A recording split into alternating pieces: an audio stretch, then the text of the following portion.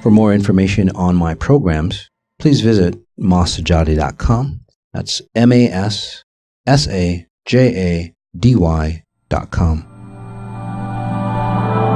Hello, this is Masati, and welcome to my podcast, Exponential Intelligence. This is episode 139, Turning Abuse into the Foundation for Success. This was taken from the Abuse Recovery Foundation fundamentals that we did just a while back. It was a free talk, and it helps you prepare for the abuse series coming up beginning of the year. So take a look at the abuse series.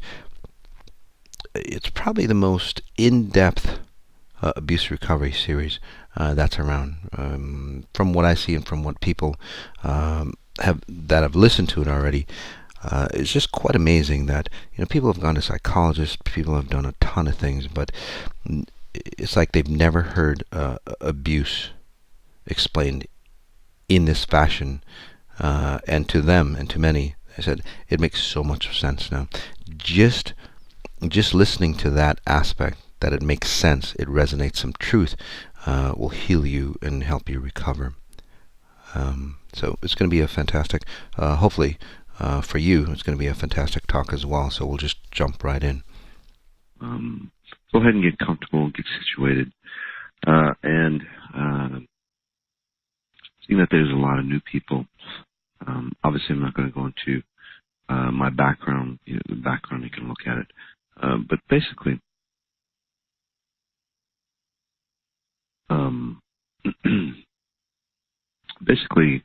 I've had 2 near-death experiences, so I see things from a very different level.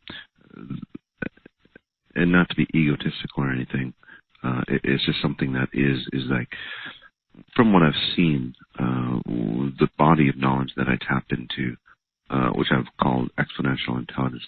By the way, I haven't created this body of knowledge. I haven't discovered it, because this body of knowledge, there's other people who have, say, accumulated success in all forms, pure success or significant success, has used exponential intelligence. I'm just that person that through the 2 near death is maybe categorizing it, clarifying it for individuals. So that's my background. And again, you can look at it through the website. This is a fundamental call, one of 5 abuse fundamental calls. And the reason why we're doing this call is that we do have an abuse series that starts the beginning of the year. And we went over the purposes of why we are doing the 5 free fundamental calls. So if you want to listen to that, if you're new, that's available for you too. But in a nutshell, my abilities, well, there's a couple of reasons, but again, the potency of my abilities coming through, and then the frequencies of what's happening over the universe, as more transparency is needed to, say, progress what's happening in the universe. So very powerful forces here in action, and we decided that to postpone the abuse series till January, just because it would be too much of a drastic change for individuals, especially when we're talking about abuse. So this is a fundamental call, one of 5 abuse fundamental calls. This one, an abuse overview. So we're going to get into not what's been covered, because you can go to the web, you can go to Google and get the fundamentals of abuse. Psychologists have used, theories of abuse. This goes to the deep underlying, say, core, or the essence, or the purpose of why abuse happens, why abuse was created. Because again, I go to the top level. So the topics or the reasons that I discuss are probably not covered in Google or anything like that. And then the second abuse series, is relationships and abuse. So it's the fundamentals on how abuse happens in relationships. And then wealth how wealth can abuse you. So getting the right mindset of wealth, so wealth doesn't abuse you or distort you as you accumulate it. And then parenting and abuse. This is really important. Although it sounds like parenting and abuse, we all have parents. So removing the abuse that comes from that side of it. And then if you are a parent, so to ensure that you're not abusing your kids. So again, both sides. And then health and abuse, right? How you can get online or away from, say, reoccurring patterns of, say, health issues that some of us have. So again, sit back, kick back, relax. As a note as well, as I'm speaking, I'm working on you. Or again, what that means is generating frequencies that help you shift, help you transform. Right? So if you are sensitive to frequencies, just make sure that you're in a safe place.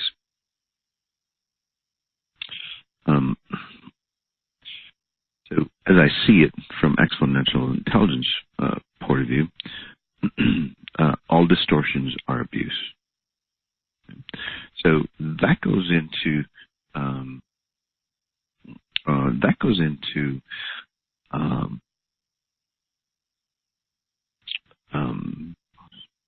just one second here.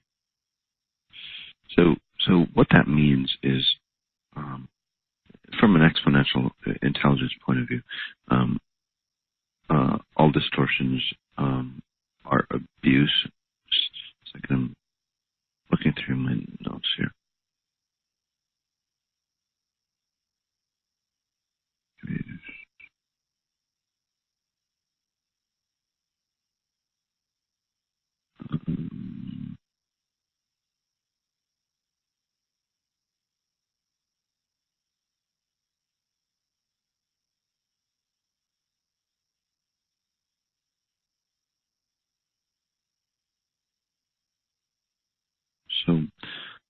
So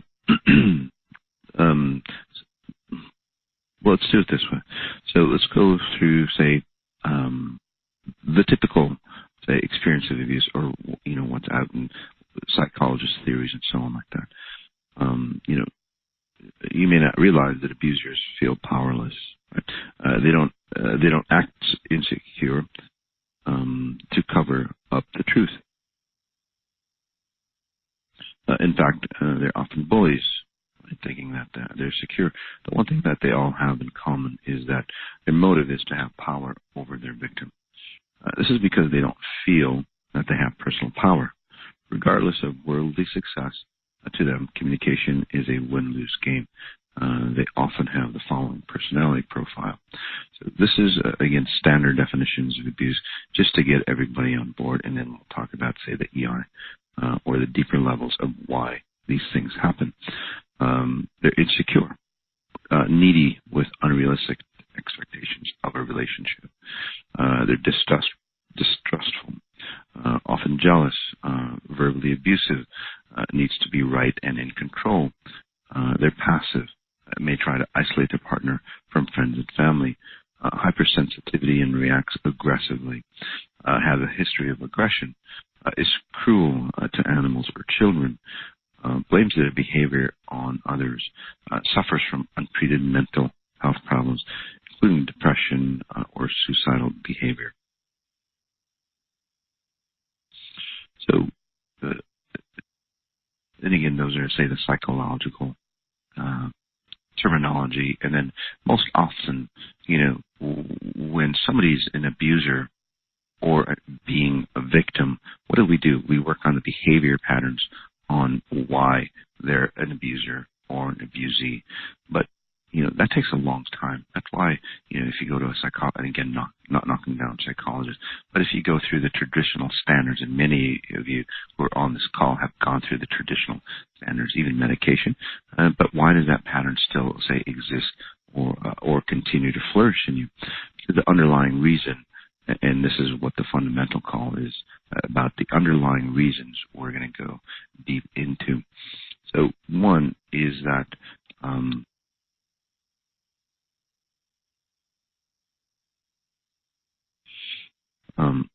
And let's get back into why I say that all distortions are abuse. So anything that keeps you off your path, okay, is abusive. So whether it's good or bad, okay? So whether you think that somebody is abrasive to you, or whether you think that, like say money, right? You go, well, the more money I have, well, how can it be that abusive? Well, if that takes you off your path, or is something of benefit which takes you off your path, that can turn into abuse. So we're going to discuss all that. And I know it might sound confusing right here, but we're going to be discussing on even the good forms of abuse.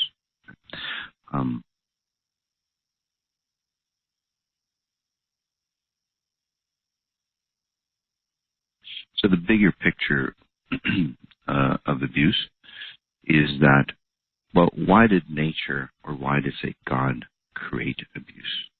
Let's talk about it that way. So in its true form, there needs to be, say, duality, right? In this reality, there's duality. So if we understand this, and then the takeoffs from it, we get to, say, control how we've been abused, or how we abuse. Right? So in its deeper form, nature has created abuse as a form of decay. So what that means is that abuse is a form of death. So everything has to decay to consist of time. Let me explain that.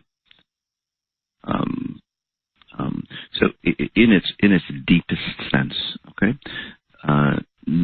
nature uses to decay to create death, or a disconnect in time. Over time, what's happened is that humanity, or humans, have, say, humanity has used this decay process, and again, it's a natural occurring process that happens to, say, continue growth. So over time, humanity has decided to, say, use abuse for control. And again, if you can't follow, don't worry, because as I give you examples, you'll understand why this happens. Right? And this is where like voodoo, witchcraft, any form of, say, any magic, right, satanic worship, all those things are forms of abuse. And those are extreme examples, but there are, softer examples of abuse as well. So what they've taken is that form of decay that's a natural occurring process, just like death is, and they've used it to control time. And again, it might sound strange to you, but just work with me here. So the reason why, or the main reason why, or the only purpose people, say, the only reason why people will abuse somebody, okay, in any situation is off, and it goes back to being, say, off the path. So any purpose that is off the path. So when I say off the path, it means that you're out of time or out of sync. And that's why anything that gets you out of sync or gets you out of the present moment is abuse. In the religious form, sin would be abuse. And that's how religion uses to control you. So for example, sin, the original form or the original meaning of sin, is that you're off the mark, or basically off the path.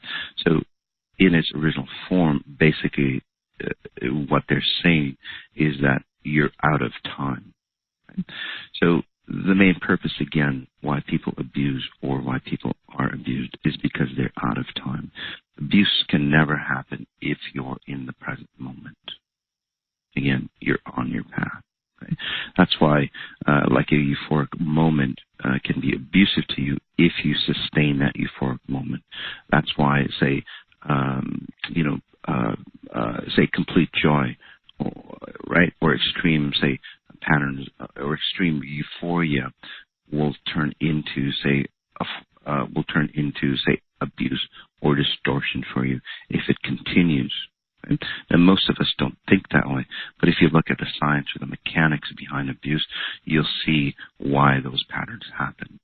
Okay? Too much of anything, basically, right, can turn into a bad thing. The reason why is just the reason that I discussed. It gets you out of sync or out of time, and then becomes abrasive or abusive for you. So that's the bigger picture of abuse. And just to cover it, abuse has been used by nature to start the decay process. Right? And as that decay process goes, because again, time decays, right? It's a disconnect of time, and as we disconnect from time, we start to decay. So with that in mind, nature uses that disconnect of time to decay, so further growth can expand, or further growth can blossom. So, for example, in a nature cycle, you have fall, things start to decay, things start to die off, but then that die off becomes really fertile soil for blossoming, for seeding, for growth, for expansion, in the wintertime and then through the summer. So it's a natural cycle. But again, as humanity can say stop or at a time, what would happen is that, they stop the process of the natural cycle of decay, which turns into growth. And then that's where we have the problems of the distortion, and that's where they have the problems of abuse. So a good thing has turned into, say, something that abuses us.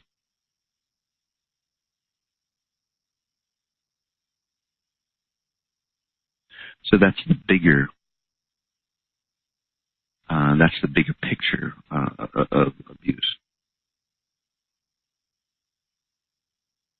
So we discuss the benefits of abuse. Again, the benefits of abuse in, say, its purest form. And I want you to realize this so we understand how we can utilize and then grow from it. Because an abuse, again, a sense of decay, is used in nature to shed off those things that aren't necessary for us. Right? So in its natural cycle, in nature, it's a growing or expansive experience for us. Okay?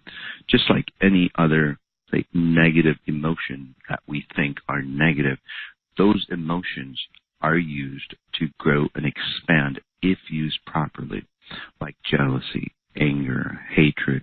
All those things are methods for you to disconnect from, say, patterns of decay or those things that keep us off our path.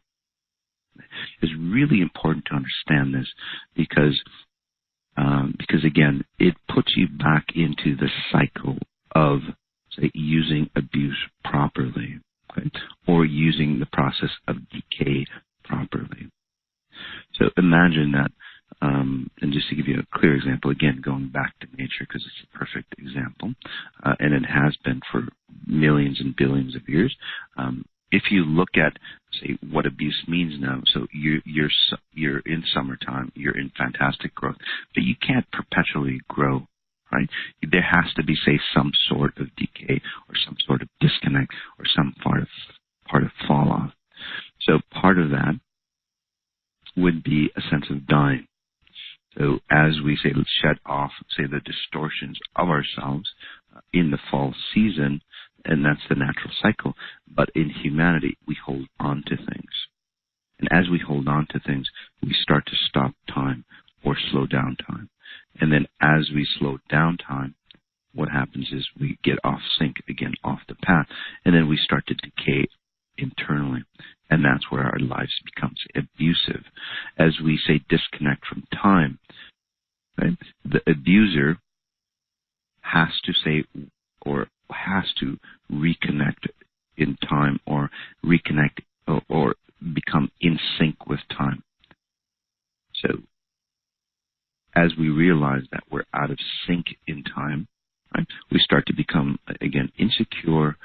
needy, all those attributes of an abuser. So what do? We try to latch back onto time to feel good.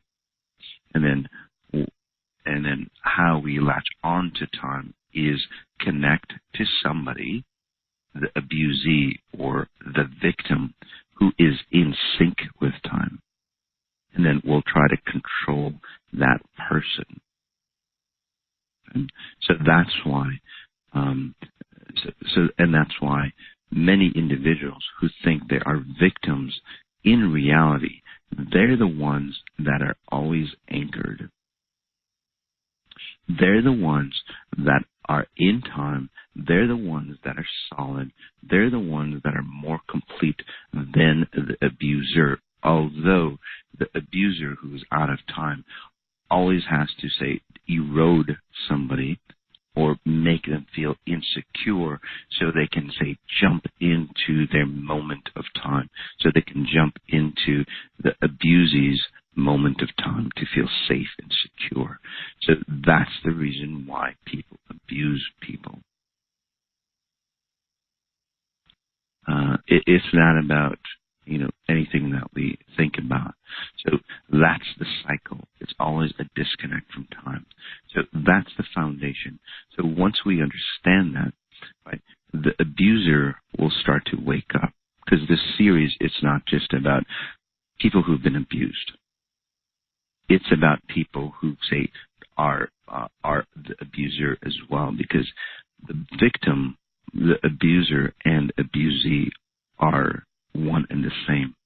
They're the same coin, different sides to it. So when people abuse individuals, they are, in a sense, abusing themselves. And then victims of the abusers, well, at some level, they are running a frequency that allows that abuser to latch on. So again, the abuser or the abusee or the victim needs the abuser to sustain moments of time or become present.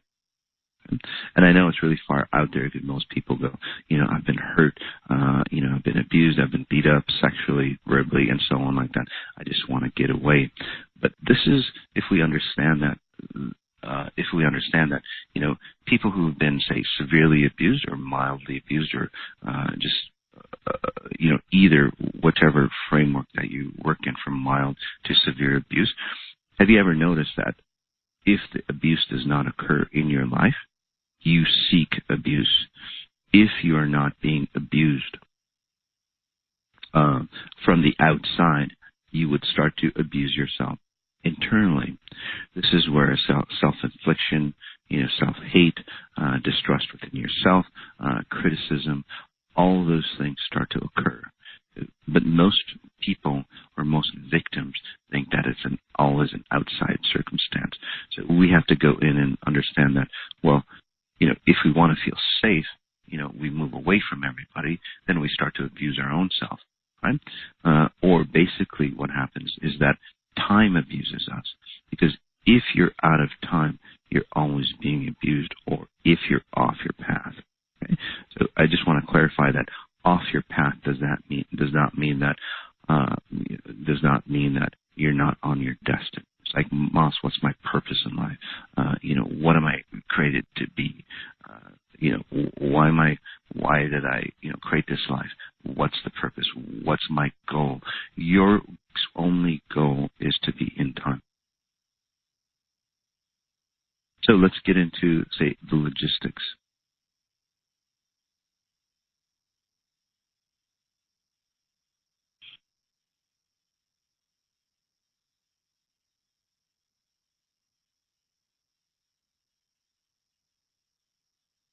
So good things, let's talk about, say, good things that turned out to be abusive. Okay? I just want to go through my notes just to make sure. So we've talked about how nature uses abuse, right, as a growth cycle, deterioration of time, again, we have to disconnect from time to grow. And again, that's why decay happens. So we talked about the original purpose of time, or how nature uses time, or negativity, as we would call it. And we're going to be talking about more about emotions and how that's used to, say, grow. We talked about why people abuse others, why people take abuse, why abuse abuses both the perpetrator and the victim.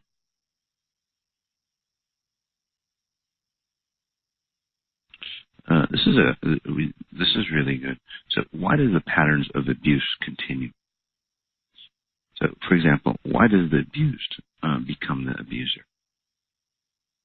Say you're a child, you get abused, and then what happens is like you become a parent, and then you abuse your child. Right? You would think that person who's been abused could never let it happen again, so that pattern would stop, and you would never victimize. So if you understand the concepts, again, I hope I clarified it, because there's so much content in here, guys. It would take a whole week. So I'm trying to boil down the main points. So the reason why that happens is that why do some people, again, who've been abused, retain that pattern of abuse and get abused throughout, and then and why do some people who get abused, as a child, become the abuser when they grow up? Both patterns, go back to moments of time, or getting out of time.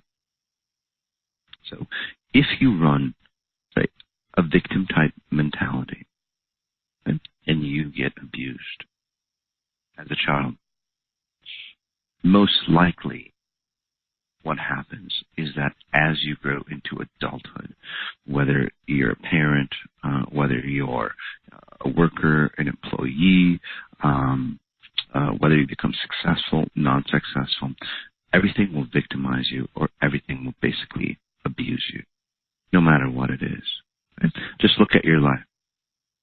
This is where people who are, say, great successes get abused, like Robin Williams, for example. Amazing talent, but why did he get abused with his talent? You might think that money or anything else, the fortune, the fame, the money of individuals like that, right? They'd be happy. They'd overcome all that. But again, if they become a victim, or they run victim-type mentalities, no matter what you do, the good things in life will magnify the abuse that they have. So the good things in life basically magnify the disconnect that they are out of time. And that's why love will become abusive to those people who are abusees, or victims, let's just call them. That's why anything good, and that's why it's really, really important. Because when we talk about, say, the abuse series, many people go, well, I'm successful, and I've got somewhat of a good relationship and so on. This series isn't good for me. But you can only extend to a certain level of wealth or success if you still run patterns of abuse. Okay? And then there are people who get abused as a child, and then they grow up abusing. Okay? So these individuals do not run victim type patterns as an underlying pattern. So they run aggressive patterns. So what happens is that to stay in time, okay, the way they've been abused, they learn that keeps the person that abused them. They start to see that pattern in their abuser, and they go, wow, they're in time. They feel like they're in control. Right?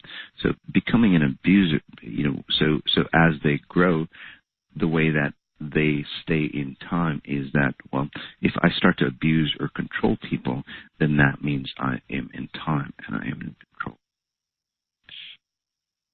And that's why the abusee becomes the abuser It's another underlying pattern that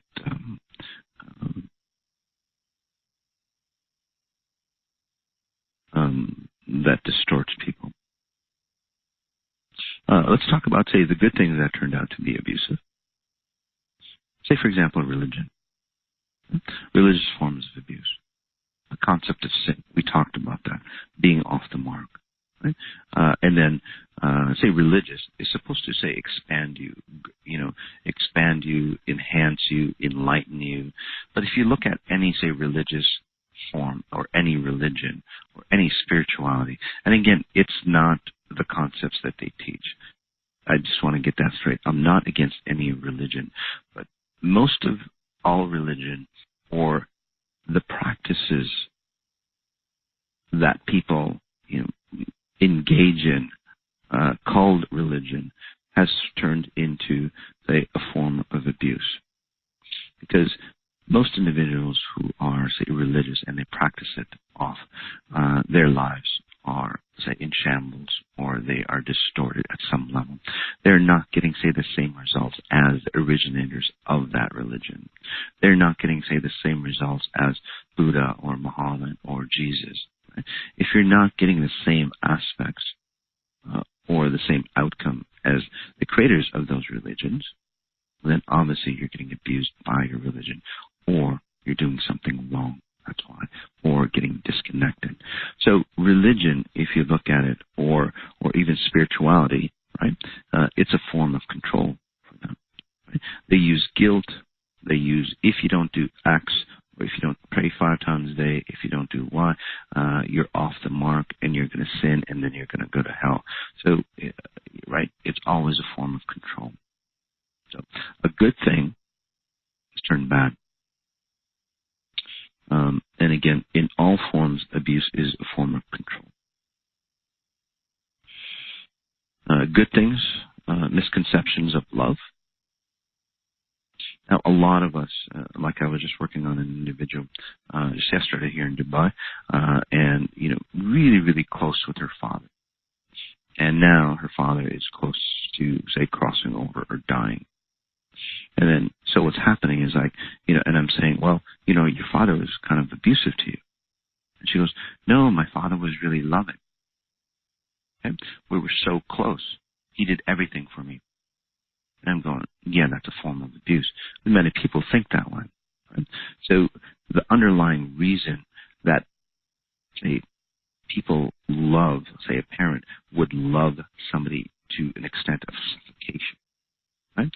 However, most children who are loved that way, they think that their parents love them so dearly that they'll do anything for them. They'll take care of every whim, every whim and desire that they have.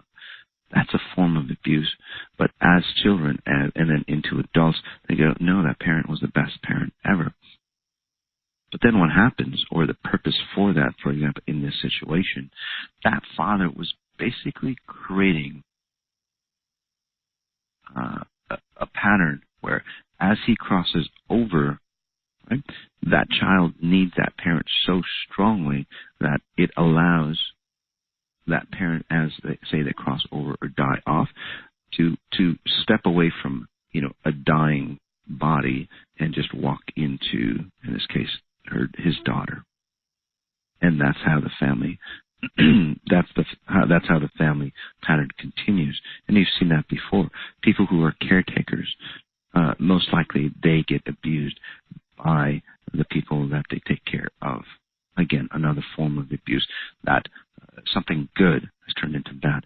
Now, I'm not saying that, you shouldn't take care of your, loved ones who are aging or people who are sick, but mind how, or the reason why you take care of them.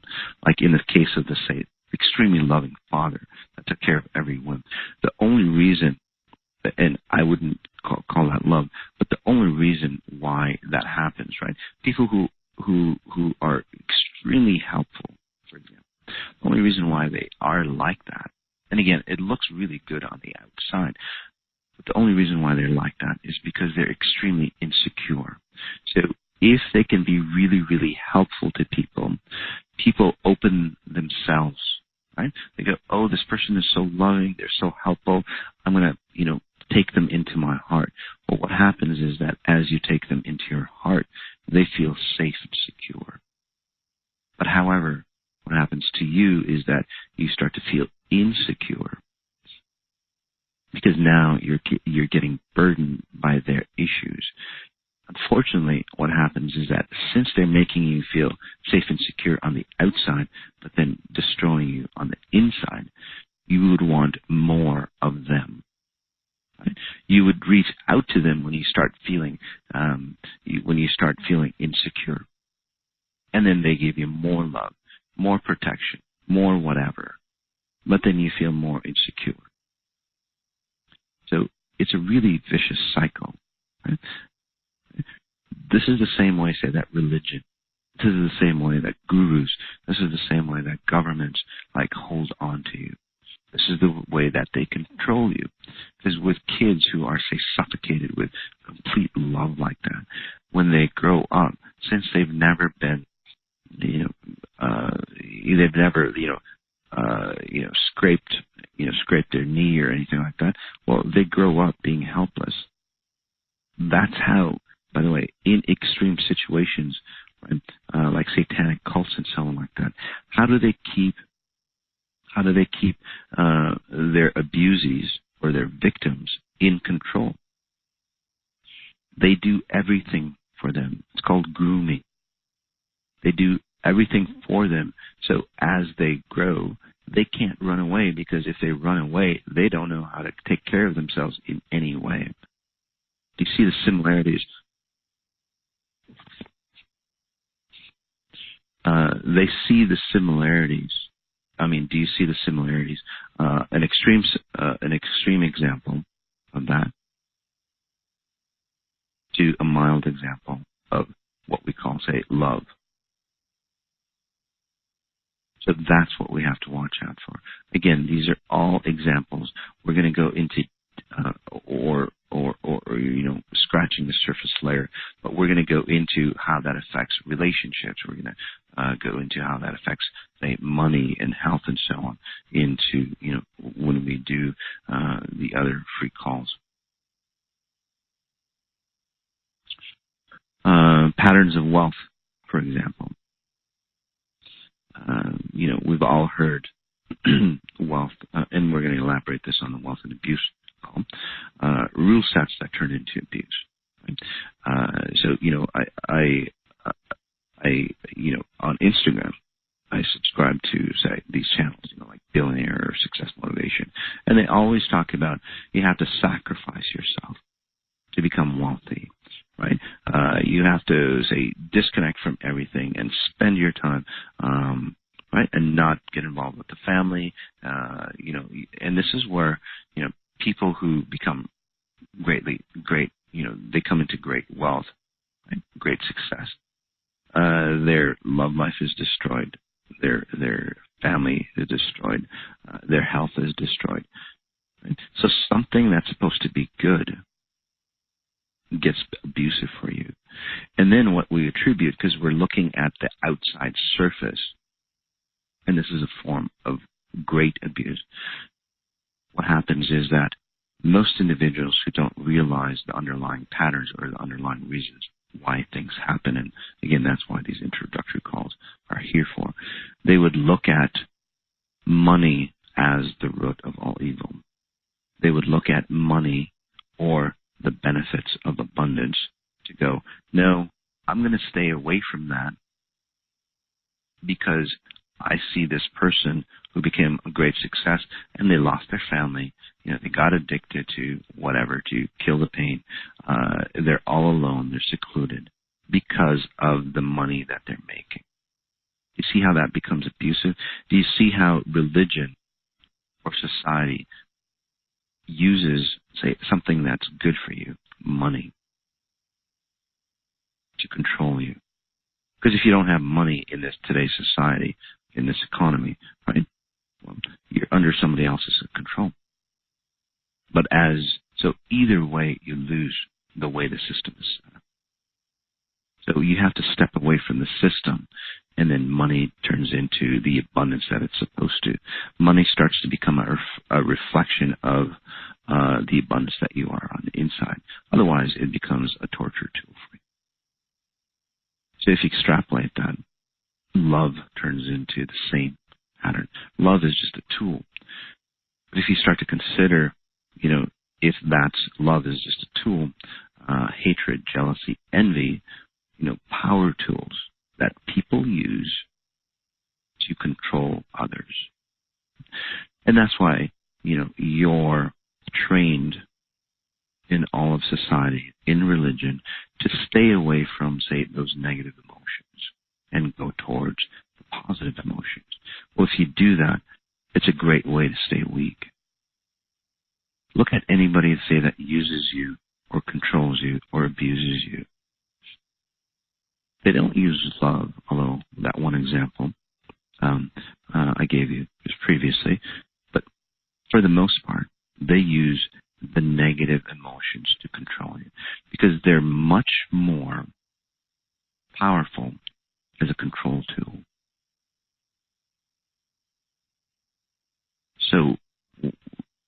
So once we start, say, to learn the logistics of these tools or of these emotions, we start to use all the emotions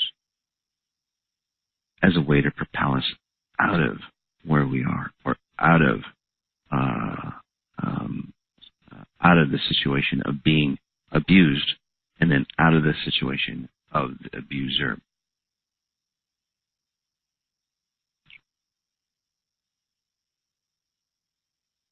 As a note,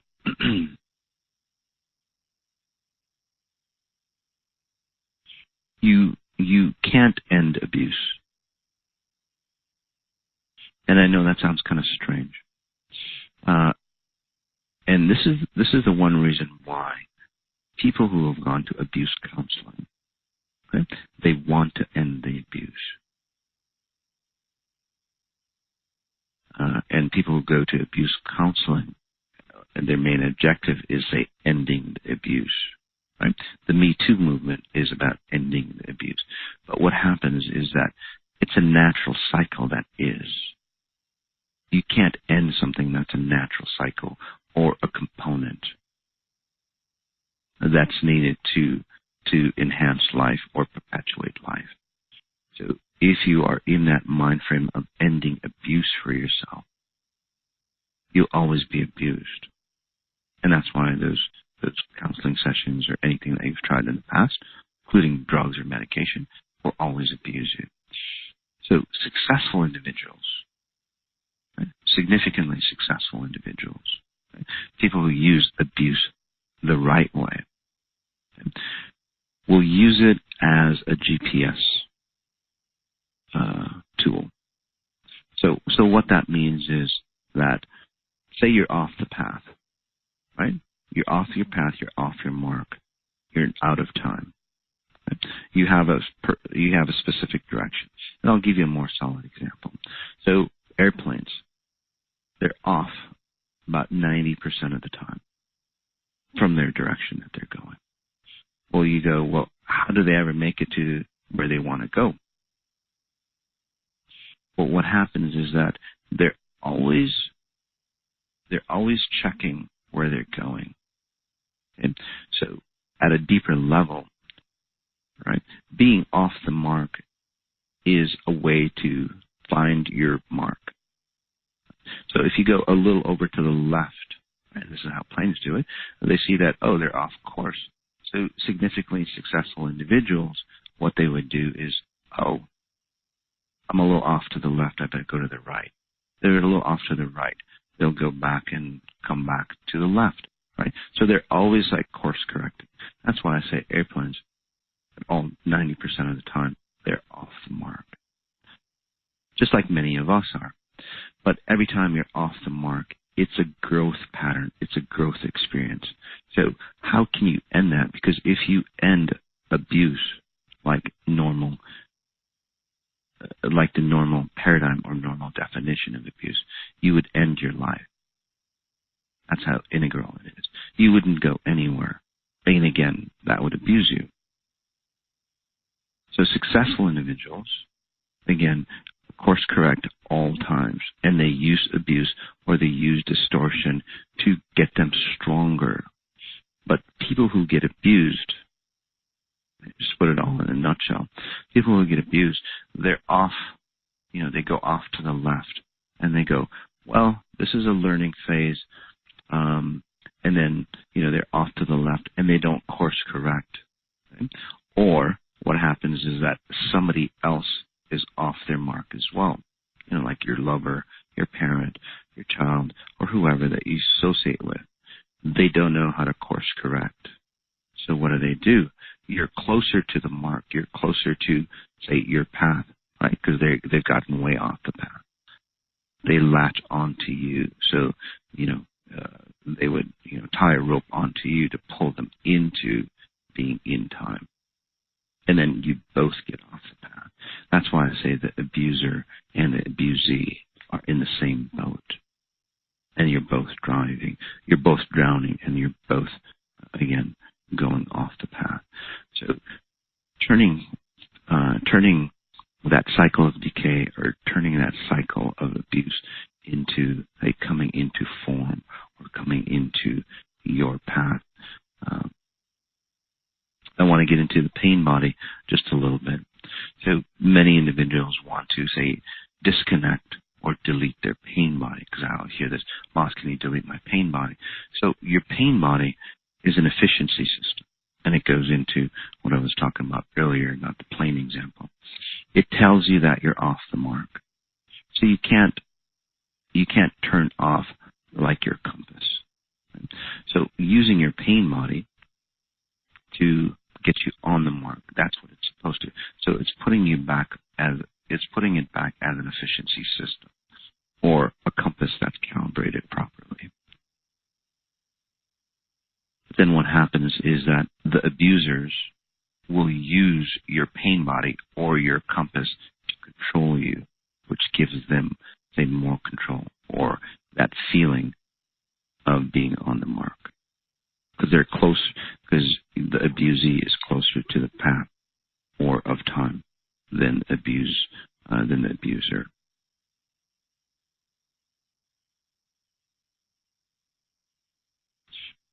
This is why I say that everyone has been affected by abuse, because we're not using the patterns or the powers or the potential of significant success, because it doesn't give us or bring us into time. So people who do use significant success, they will use abuse or anything to perpetuate them forward.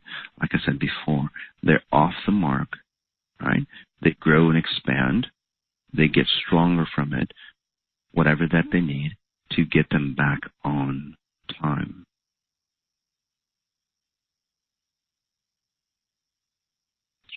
Let's go ahead and take a deep breath in. So I just want to go through some of the highlights, because I know I covered a lot, and I was trying to condense everything for you. Okay? So if you didn't understand, say, or if you have a lot of questions, that is really good. Because people who run victim-type patterns, they need to know all the possible questions out there, right, to feel safe and secure. So as you disconnect from the abuse patterns, having a lot of questions is actually really good, because it'll get you to the point that you get so confused that you give up. And as you give up, you don't stop time anymore. You can't stop time anymore. And that's where you fall in sync with time. So you're getting off the mark. So if you get confused on this call, it's a good thing. So don't run your old patterns and then go, well, Moss didn't make any sense. He was too confusing. He was all over the board. In reality, I don't think on a linear pattern. And again, that stops time. I think of more of a three-dimensional pattern. So just let it simmer into you. And you'll see in a very short time that those, say, disconnects that you had about how this was laid out will start to form. And then you get a better handle on how to, say, recalibrate the compass so you know that you're on track. But I just want to go through and see if I left anything out. So here's one thing that I left out. Why is abuse continuous? Why can't abuse be a single event, like death? Why doesn't your abuser just kill you? Because what happens, and this is the progress, right? Especially in extreme, especially in like satanic worship or cults, things like that, they usually like suck the life out of you and then they kill you. So why do they do that? The reason being is that their only purpose of abusing you is gaining control, which is basically gaining, the present moment or coming back into, say, the connection of time. If they killed you, you're no use to them. They can't course correct, right? Because if you disconnect from time by death, well, they'll have to find somebody else that'll pull them into time again. So that's why they keep on abusing you. They'll get you to the point of death, right? And then what happens, and this is one thing to note, and this is why I stress this. Those people who are abused, you are actually the strong ones because you are closer to your path. And just think of it, right? And this should give you hope. The reason why you've been abused is because, again, you're closer to the path than your abuser. And I know that might not seem right, but you are pulling along somebody else, or you are pulling along groups of people, right? Whole states of consciousness back onto their path. If you can disconnect from that pattern of being latched onto, those people who have done it, and that's why people who've been abused, pushed around, distorted, destroyed, they learn how to disconnect from people latching onto them. And this is where, you disconnect. And then this is where those individuals who have been, again, pushed around, destroyed, they turn around and turn into great success. If you look at any leader, anyone who has been, again, mass success the right way, not the distorted way. So the distorted ways I talked about, where their wealth and abundance and fortune and fame destroy them. Okay? I'm talking about significant success. If you look at their history, they've been abused. What they learned was that they disconnected from those people who abused them, again, by strengthening their core, by defining where they are in time. And they use that to propel them to great successes, again, significant success. So for those individuals who abused, hopefully this gives you that ray of hope, or starts to, say, create that ember that turns into a flame, and then it turns into a roaring flame. Again, a pure success, right? So you're not distorted. You're not any good. You have plenty of talent, more talent, or let's just say more potential than the abuser. And that's why, again, jealousy of you, right? Cutting you down, because that's a way of latching on.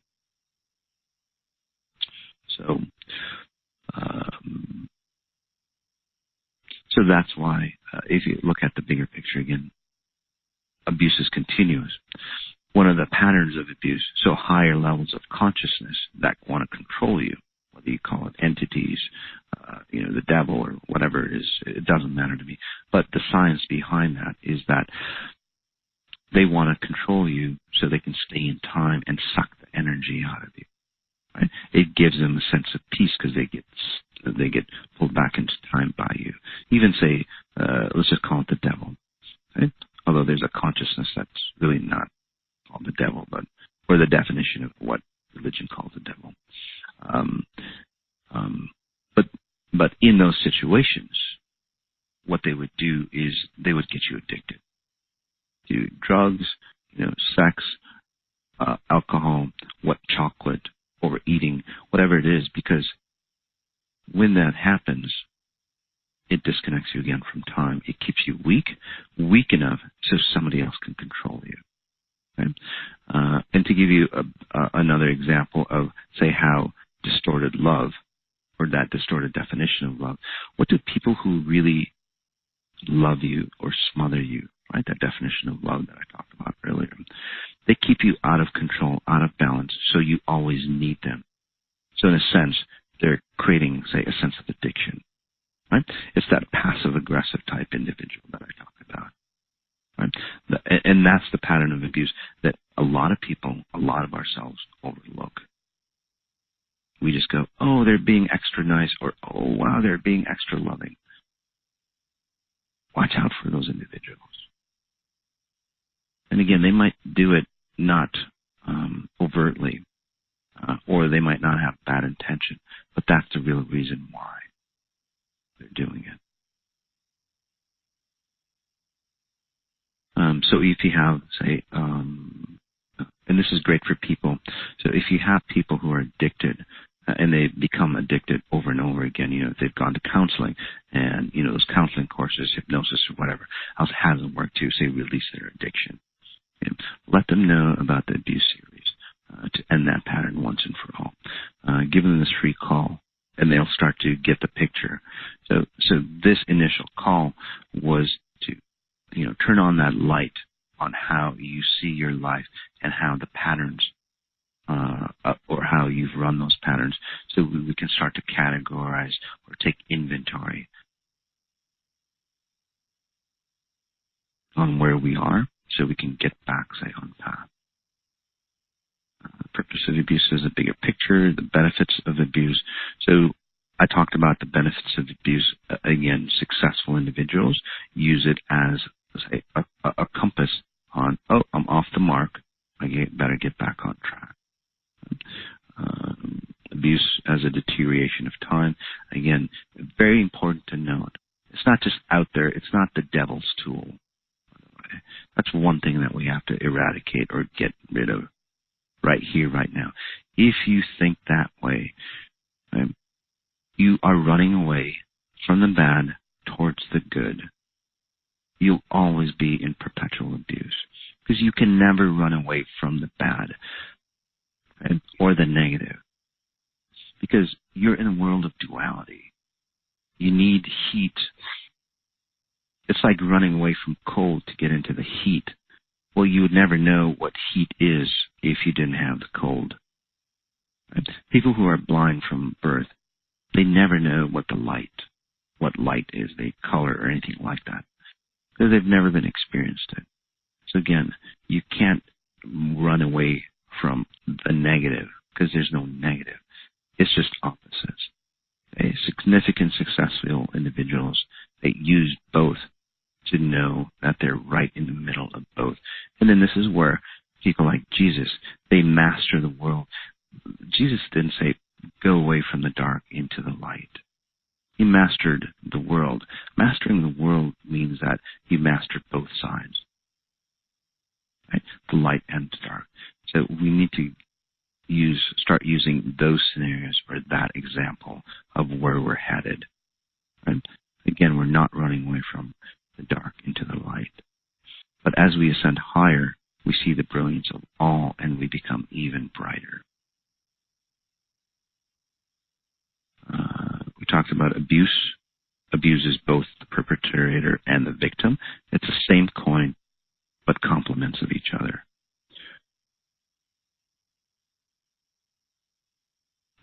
Did we create our reality of being abused? So that's an interesting question.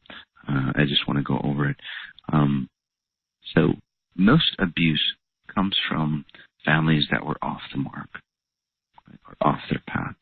So over time, imagine 100 generations ago, right? You're a degree off. And that's why I say pretty much everybody is abused. If we weren't, we wouldn't run the world the way we see it today. There would be no pollution. There wouldn't would be no oppression. There would be no abuse or control or oppression of any form. But think of it, 100 generations ago, somebody gets off the mark by a little bit, by 1 degree, 100 generations ago. Right? Again, because we didn't realize that we're off the mark. Right? So what happens? All that abuse gets further and further. So by the time your generation comes, right, that 1 degree over, 100 generations, that's about 25 years. So that's 2,500 years of being off the mark.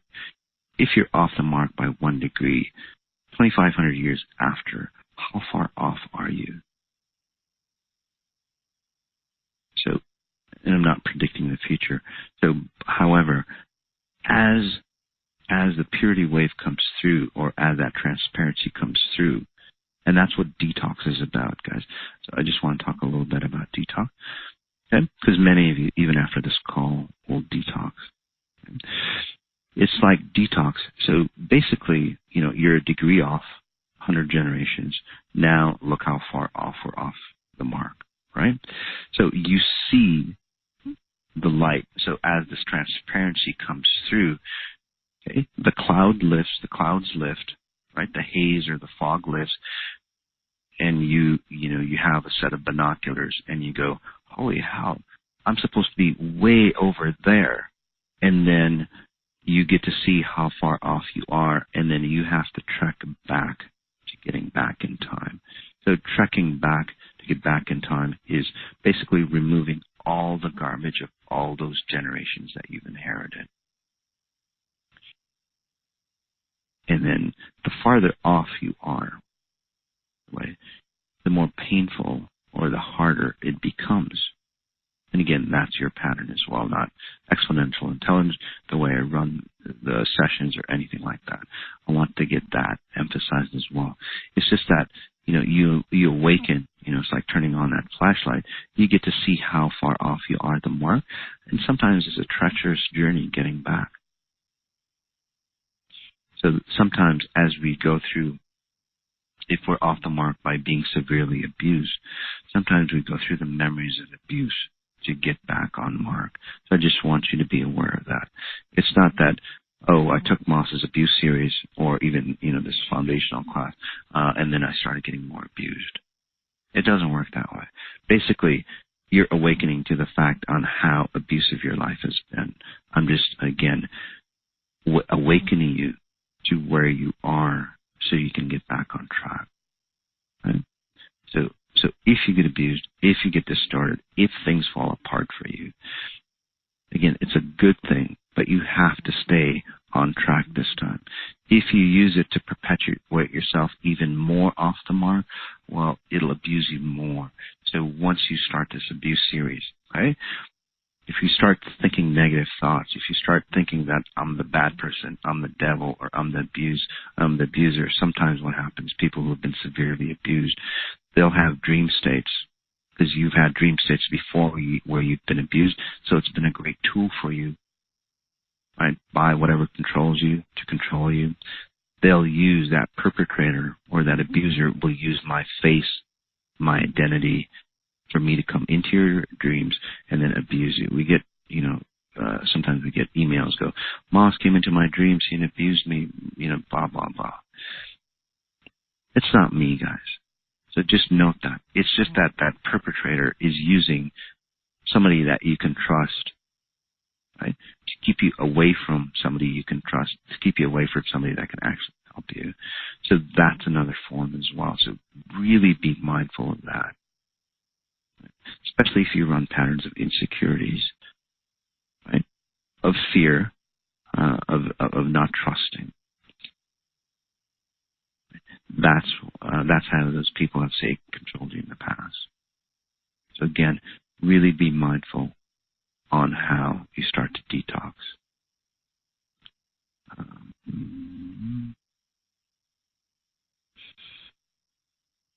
So we talked about good things that turned out to be abusive in religion, spirituality.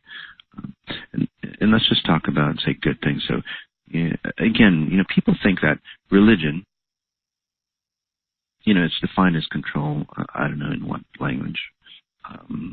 So people go, well, people created religion to control people.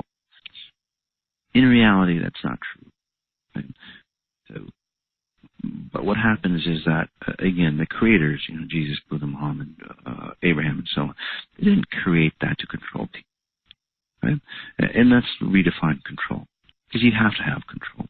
Either you control yourself or somebody or another consciousness controls you. It's one or the other. It's either a 1 or a 0. Right? So what happens is that there's great control.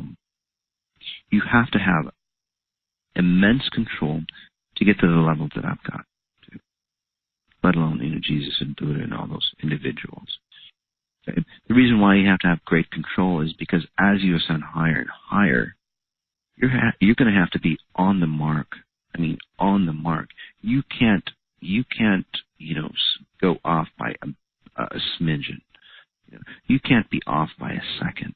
Because if you do, you're moving so fast that you'll get off the mark really fast.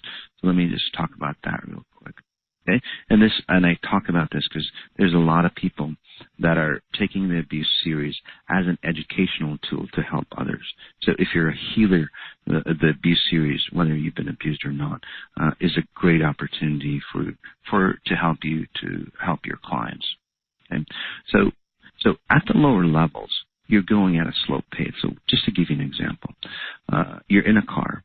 You're driving 5 miles an hour. And most of society drives 5 or 10 miles an hour, right? Because you're resonating at a slower pace. Right? That's where a lot of the issues occur, by the way. But as you, say, speed up, so at 5 or 10 or 15 miles an hour, right, you can keep your eye off the road. You can, text and everything like that. You can, you can go off the lines and go, oh, I better get back, on track, right? It's easy. It gives you a lot of leeway because time is moving slower, or the essence of time is moving slower. But as you resonate at a higher frequency, and this is where people who are in accelerated class on the 21 days and so on, they're finding out that they think of something, again, off the mark, right? They take their eye off, where they're driving. They think of something, now they're going 60 miles an hour. It still isn't too bad. They're going 60 miles an hour. So say that you're off by a degree. 60 miles an hour, in a very short time, you're going to be off the road if you don't course correct. That's why, again, time becomes very important, or the essence of time becomes very important. Because although we're still in the same 24-hour cycle, okay, we're going through a lot of awakening, or we're resonating at a higher frequency. Right? So we're covering basically a lot more ground within the same amount of time. So in this example, we're speeding up. Now imagine you're going 100 miles an hour. There's no way in hell that you're going to be checking your text messages, putting on your makeup, or doing anything like that while you're driving.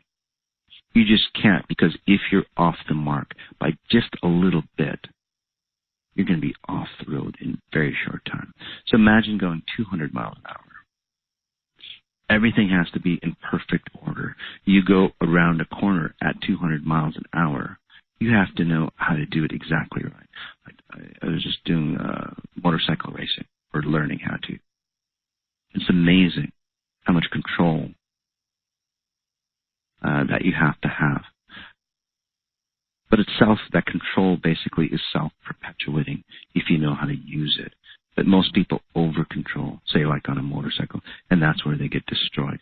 So they over-control and they get off their mark. So that's why it's really, really important as we ascend higher and higher.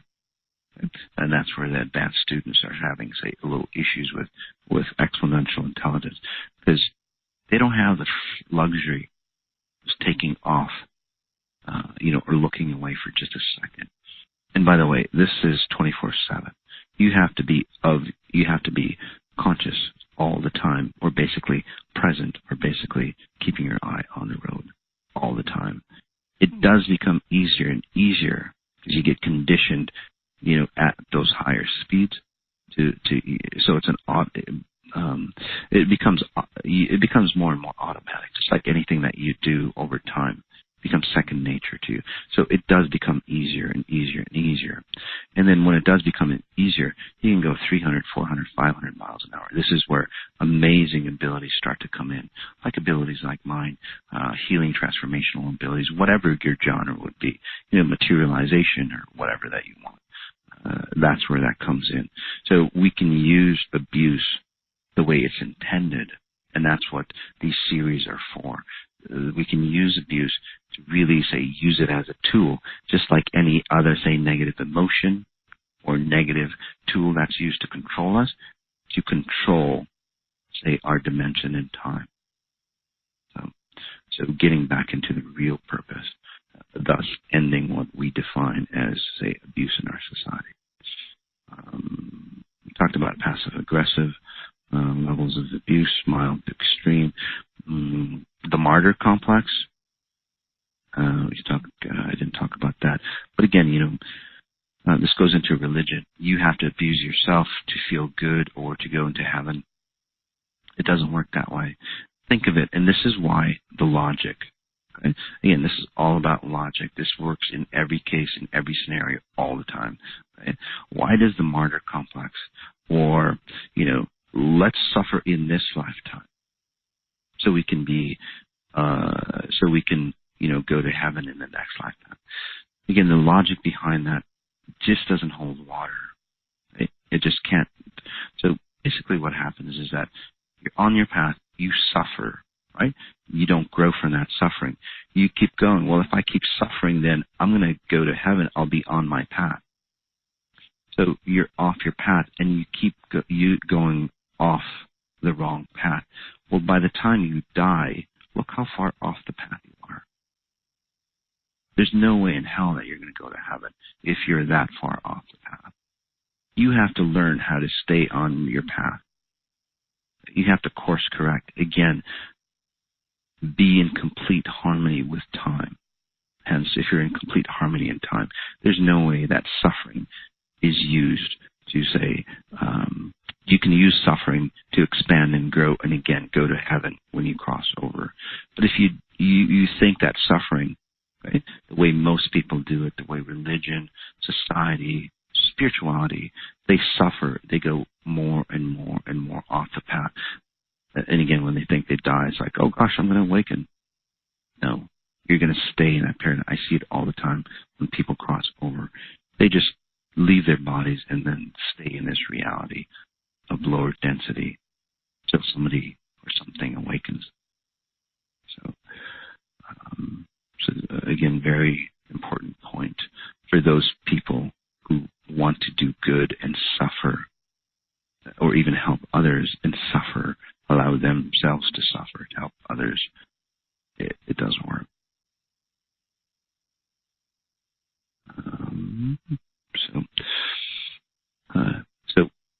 So this series, just to note, it's not just about people who get abused.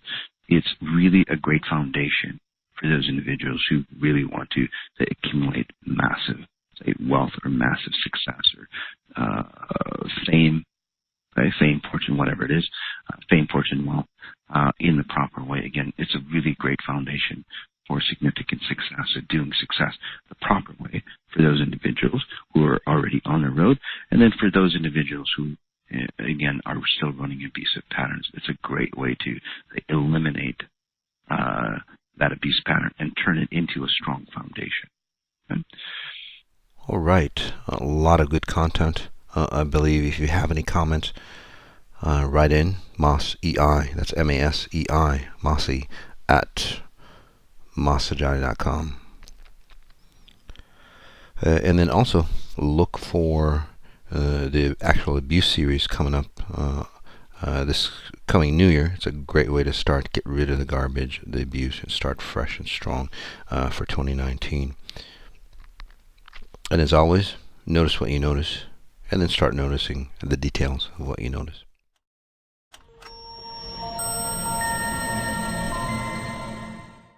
For more information on my programs, please visit Masajati.com. That's Masajati.com. dy.com.